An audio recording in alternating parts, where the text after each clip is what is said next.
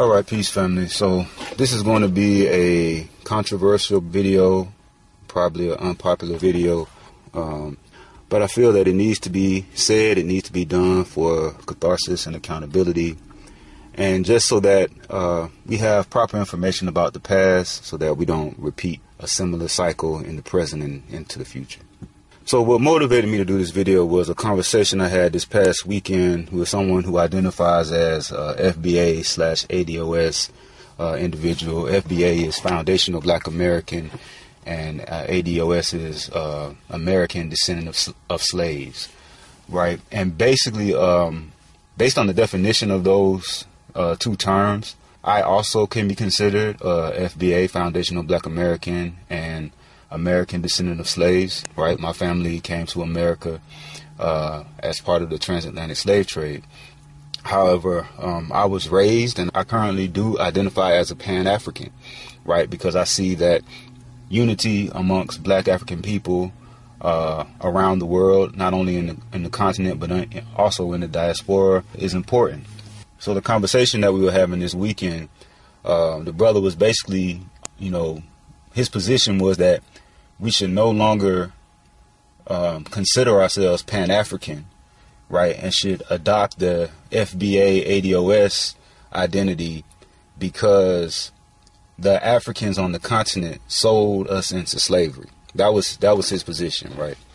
He was basically saying, why do you want, as a Pan-African, why do you want to unite with the people who sold your ancestors into slavery? My response to him was that it's a strong possibility that the descendants of the Africans who sold your ancestors into slavery were probably also sold into slavery, if you really study the history.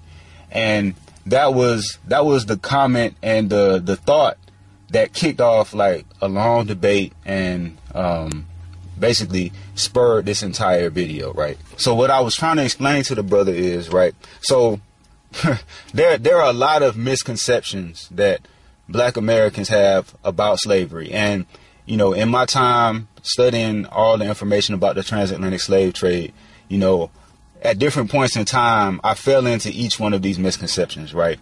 The first misconception is that Europeans, white people, they sailed to the shores and they physically kidnapped millions of Black people over the 300 plus year period of the transatlantic slave trade, right?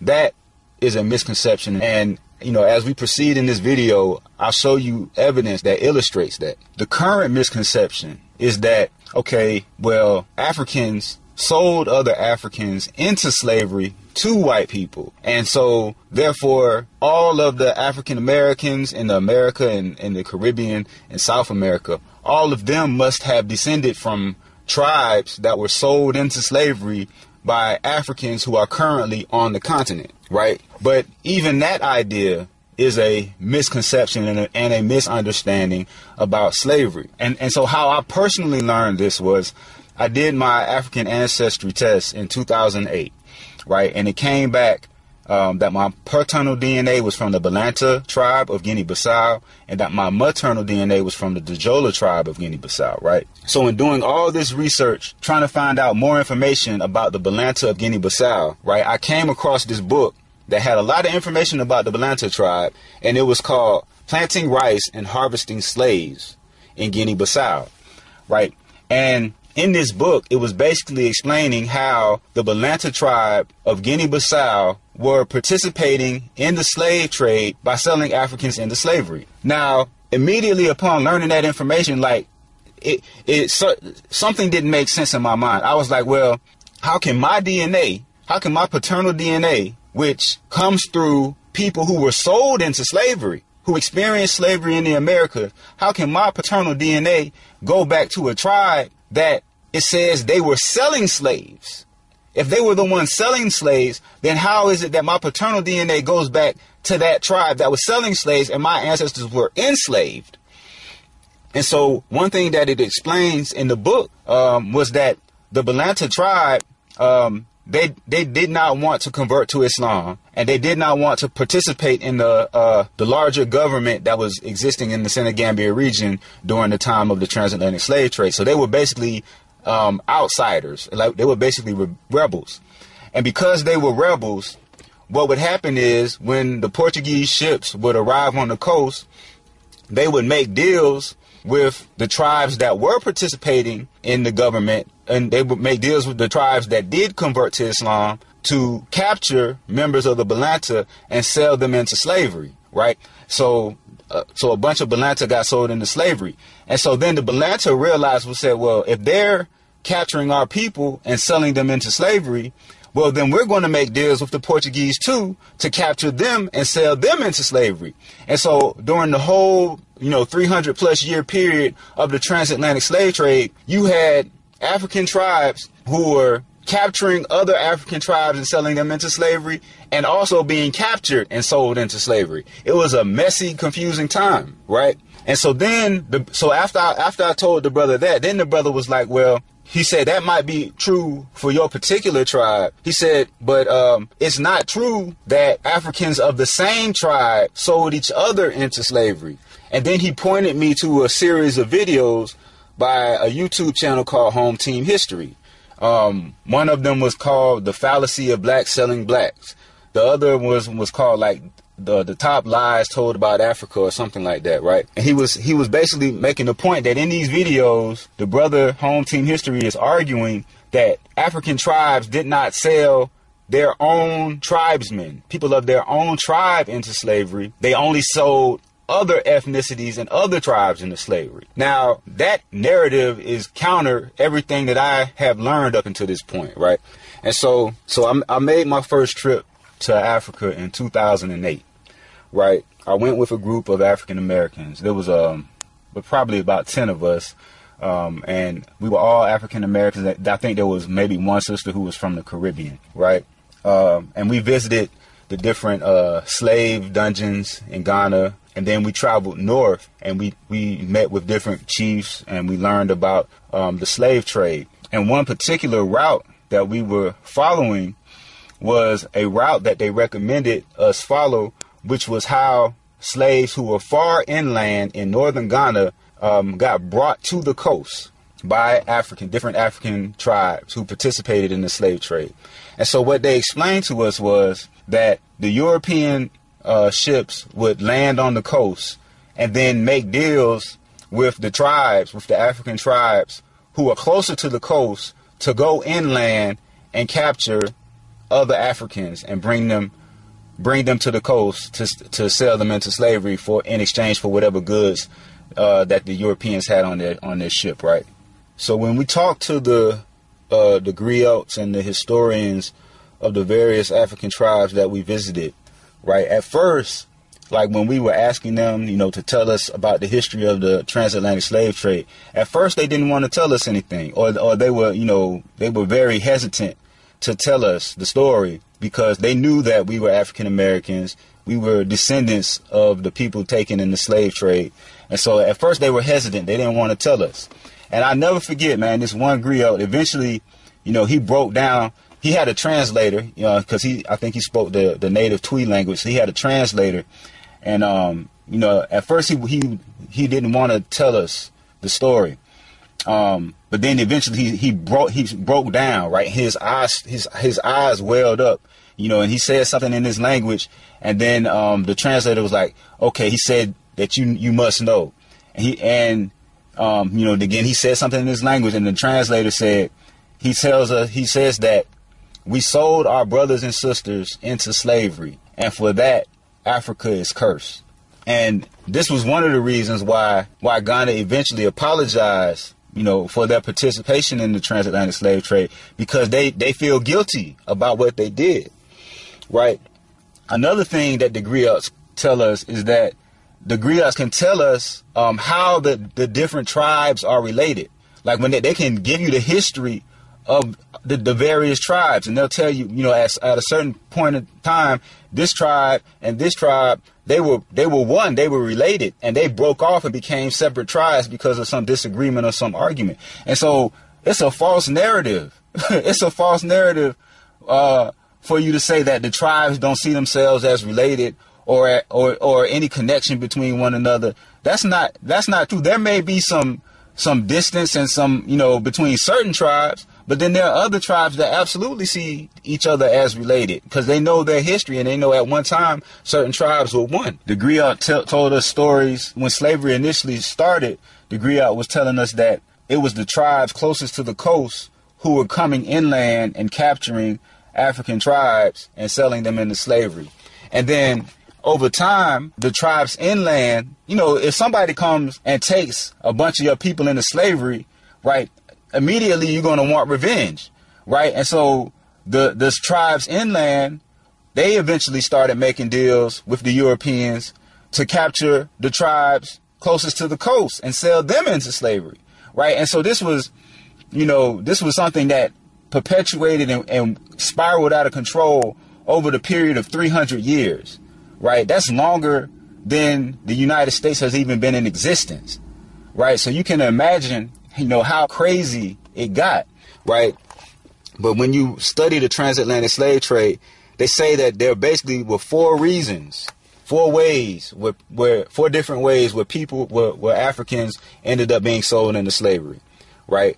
The first way was if the person was a criminal or they owed a huge debt that they could not pay off, then they were probably sold into slavery. The second way were free people who were captured during slave raids, right?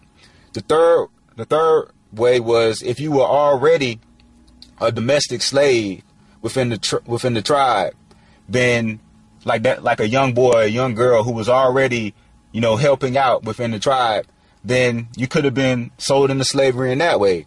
And then the fourth was if you were a prisoner of war, you could have been sold into slavery in that way. So of the four different ways that people could have potentially been sold into slavery, method one, where you were a criminal or you paid or you owed a huge debt that you could not pay, and method three, where you were a domestic slave, when you were already a domestic slave within the tribe.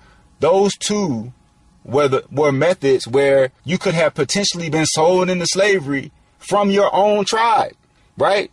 So in the videos that the brother pointed me to from Home Team History, they made reference to a letter written by King Mvemba of the Congo, where in the videos it claimed that the letter was evidence of white people, of Portuguese, uncontrollably raiding the kingdom of Congo and taking people into slavery, and that this letter was somehow evidence of those raids.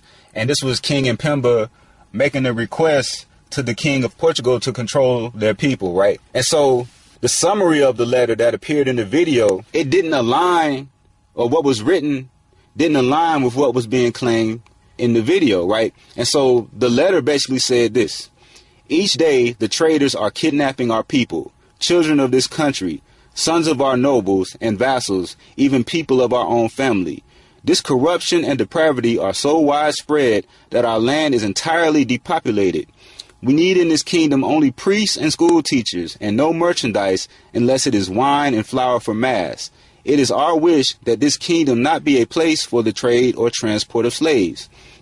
Many of our subjects eagerly lust after Portuguese merchandise that your subjects have brought into our domains. To satisfy this inordinate appetite, they seize many of our black free subjects. They sell them. After having taken these prisoners to the coast secretly or at night, as soon as the captives are in the hands of white men, they are branded with a red-hot iron. Now, the last part of that phrase is what didn't make sense to me, because it didn't align with what they were saying in the video. If it was white people, if it was Portuguese people capturing black people, then why would it say many of our subjects eagerly lust after Portuguese merchandise that your subjects have brought into our domain? To satisfy this inordinate appetite, they seize many of our black free subjects. Stop. If you're talking about Portuguese people seizing black free subjects to satisfy an appetite for merchandise that they already have, that doesn't make sense. It says to satisfy this inordinate appetite, they seize many of our black free people, they sell them. Right. So, again, if you're assuming that these are Portuguese people, so Portuguese people have an appetite for Portuguese merchandise that they already have, they seize the black free subjects, and then they sell the black free subjects to who? To Portuguese? So it's Portuguese people seizing them for Portuguese merchandise and selling them to Portuguese slave traders for the Portuguese merchandise. After having taken these prisoners to the coast secretly or at night, as soon as the captives are in the hands of the white man, they are branded with a red hot iron. And so that didn't make sense to me, right? So then I looked up the full letter because I wanted to read the full letter to make sense, because what it sounds like what was being described was many of our subjects eagerly lust after Portuguese merchandise, meaning the black people of the subjects of the Bakongo kingdom lust after Portuguese merchandise that have been brought into our domains. And to satisfy their appetite, they meaning the black people of our kingdom, seize our black free subjects and sell them for the merchandise that they eagerly lust after. And then after taking these prisoners to the coast secretly at night, as soon as they are in the hands of the white men, so now they're in the hands of the white men. Before, they weren't in the hands of the white men. Now they're in the hands of the white men. They're branded with a red hot iron. So I said, okay, let me read the full letter to make sure that I'm not tripping and I'm not misreading this, right? So I looked up the full letter, and so we're going to go through the full letter. And when you read the full letter, it makes it very clear that King Mvemba is not describing Portuguese people seizing and selling Bakongo people into slavery, but rather it is Bakongo people seizing and selling and capturing their own Bakongo people into slavery for Portuguese merchandise. So this is the full letter. And so I'm going to, after each paragraph, I'm going to summarize it to make it more simple, because, it's written in a Old English stylized way, right? So the letter basically goes like this. Sir, Your Highness, you should know how our kingdom is being lost in so many ways that it is convenient to provide for the necessary remedy, since this is caused by the excessive freedom given by your agents and officials to the men and merchants who are allowed to come to this kingdom to set up shops with goods and many things which have been prohibited by us, and which they spread throughout our kingdoms and domains in such an abundance that many of our vassals, whom we had in obedience, do not comply, because they have things in greater abundance than we have ourselves. And it was with these things that we had them content and subjected under our vassalage and jurisdiction. So it is doing great harm, not only to the service of God, but the security and peace of our kingdom and the state as well. All right, so what is King Mvemba saying there? He's saying to the Portuguese king, hey, there are merchants from Portugal who are coming to our kingdom with ships full of merchandise that previously only the kingdom had, only the nobles, only the high men had, only the kings had. And because only the kings of the Congo had this merchandise, we were able to keep our subjects content. We were able to control our people better because we could divvy out that merchandise to our people. They did what we told them to do because they were able to get that Portuguese merchandise through us. But now that there are merchants coming with ships full of merchandise, who the people can get merchandise directly from those merchants, now they're no longer obeying our rules. And it's causing disobedience in the Bakongo kingdom amongst the Bakongo people, because now people are able to go get their merchandise straight from the Portuguese ships rather than getting the merchandise from the chiefs and kings of Bakongo. All right, let's go to the next paragraph. And we cannot reckon how great the damage is, since the mentioned merchants are taking every day our native sons of the land and the sons of our noblemen and vassals and our relatives, because the thieves and men of bad conscience grab them, wishing to have the things and wares of this kingdom which they are ambitious of. They grab them and get them to be sold. And so great, sir, is the corruption and licentiousness that our country is being completely depopulated. And your highness should not agree with this nor accept it as in your service. And to avoid it, we need from the kingdom no more than some priests and a few people to read in schools, and no other goods except wine and flour for the holy sacrament.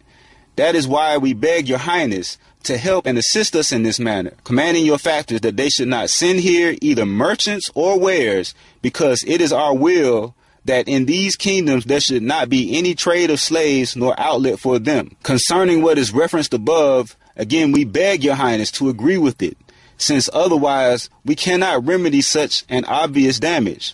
Pray our Lord his mercy to have your highness under his guard, and let us do forever the things of his service. I kiss your hands many times.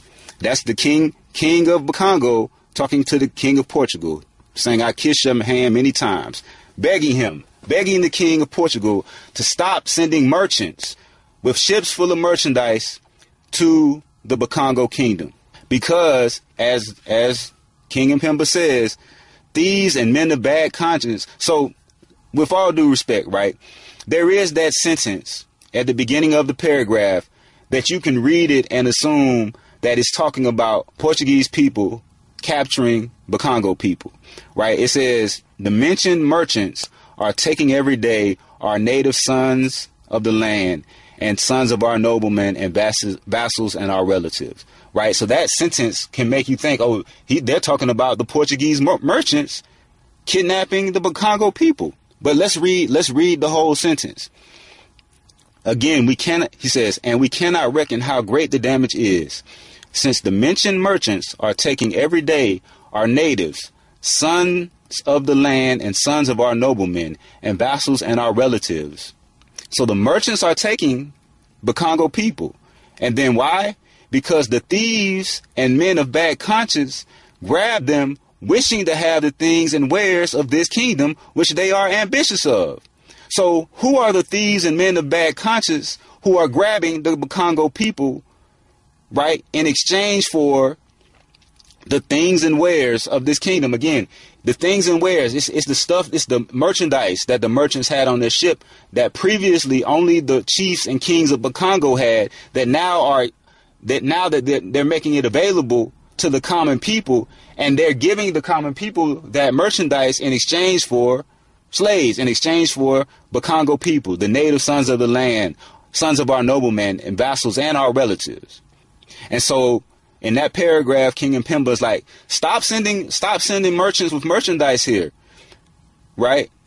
Just only send priests and people to read in school and some flour and wine for sacrament, because if you send merchants with merchandise here, then it's going to encourage our people to capture our own people and sell them into slavery. Let's read the next paragraph. Now, the next paragraph really spells it out clearly, right? He says, many of our people, keenly desirous as they are of the wares and things of your kingdom, which are brought here by your people, and in order to satisfy their voracious appetite, seize many of our people, freed and exempt men, and very often it happens that they kidnap even noblemen and the sons of noblemen and our relatives, and take them to be sold to the white men who are in our kingdom.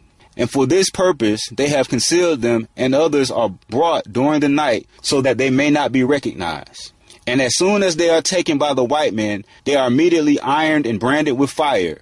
And when they are carried to be embarked, if they are caught by our guardsmen, the whites allege that they have bought them, but they cannot say from whom. So it is our duty to do justice and to restore the freemen their freedom, but it cannot be done if your subjects feel offended as they claim to be. So that paragraph makes it clear. He says, many of our people who desire the wares and things of your kingdom, desire the wares and things of Portugal, desire the wares and things that the merchants are bringing. They have a voracious appetite. Many of our people have a voracious appetite for the things from your kingdom. Many of our people seize many of our people. Many of our people seize many of our people and take them to the white men who are in our kingdoms to be sold for the wares and things, the merchandise from the merchants. That paragraph says it explicitly. That paragraph explicitly describes people of King Mvemba's empire, the Bakongo people, selling each other into slavery to acquire the merchandise from the Portuguese merchants. Then it goes on to say that when the King's Guard sees all the Bakongo people up on the boat of the merchants and say, hey, what are those? That's so-and-so's son. That's so-and-so's son. What are they doing up there? Right? The King's Guard ask them about it. The merchants say, well, I bought them, but I can't tell you from whom. I can't tell you from where. And act offended. You know how they do. They act offended that you would dare question them about it. Right? You know how they do, right? Man, history repeats itself. You know what I'm saying? This is not being done to absolve white people's facilitation of the transatlantic slave trade. They absolutely facilitated it. But it's just to give proper context. While white people facilitated it, our African ancestors willingly participated in it. So it's not that people say that blacks or Africans sold Africans into slavery because of a 20th century Pan-African worldview. No, it was a fact. When you study that information, it was a fact of what happened. It's unfortunate. And the narrative that blacks or Africans only sold Africans of other ethnicities and other tribes into slavery, that feeds into another destructive mindset, which is being perpetrated by my FBA and ADOS brothers, who feel as if all of the continental Africans are descendants of tribes who sold us, our ancestors, into slavery. And that's just not true. And so if you go into another one of Home Team History, one of his videos, he talks about the top 10 tribes taken in the transatlantic slave trade. Right. And for several of those tribes, he says that they were both victims and victimizers, meaning they were victimizers in that they sold Africans into slavery, whether those Africans were of their tribe or other tribes. And they were victims of the transatlantic slave trade, meaning they got sold into slavery themselves. Right. And he mentions a few. I already told you Balanta. Some other ones that are mentioned: Fulani, Dafan, Dafanti, Bakongo, Ashanti, Igbo, Wolof. If you do your African ancestry and your DNA goes back to any of those tribes, your ancestors were likely both victimizers and victims. They both sold people into slavery, and they were in turn sold into slavery. Now, the question I asked myself, I said, can somebody really be considered a victim if they are a victimizer, right? If you're known in the neighborhood for robbing and stealing, do you get to claim that you're a victim if somebody steals from you? If you're known at the school as being a bully, do you get to call yourself a victim if somebody bullies you? If you're a drug dealer and you've been selling drugs to the community, do you get to call yourself a victim if you end up hooked on drugs or somebody sells drugs to you and your family, or you end up in jail for selling drugs?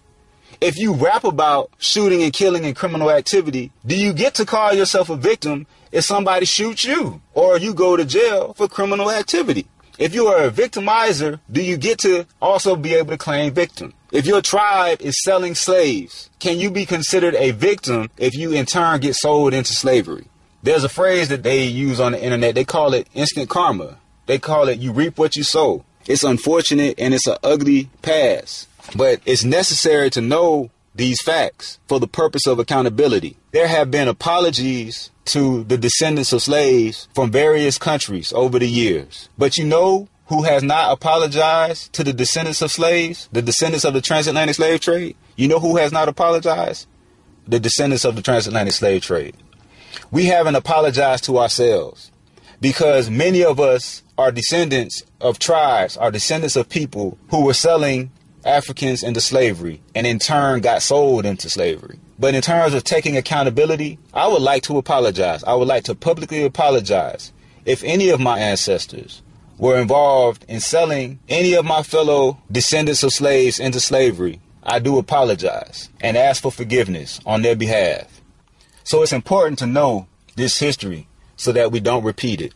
And unfortunately, when I look at the dope game, when I look at trap music, drill music, I see an eerie parallel between that and how Africans were selling each other into slavery. With the dope game, you have people selling narcotics to the families of other people in pursuit of what? In pursuit of the wares, the merchandise of the European. In terms of trap music and drill music, we have people literally selling a destructive mentality to other people, to our own people, in pursuit of what? The merchandise of the European. This is why we need S.T.E.M. This is why we need science, technology, engineering, and math. Because science, technology, engineering, and math facilitates the ability for us to create anything that we desire from the natural resources. So if we desired any merchandise, any wares, any clothes, any of the things that we were sold into slavery for in the past, or any of the things that we might be selling some destructive mentality or destructive substance for in the present, we have the ability to obtain those things and create those things through science, technology, engineering, and math. So I think I made it to the end of everything I want to say about this. I'm just one small little voice yelling into the void. All right, so that's all I have to say for now.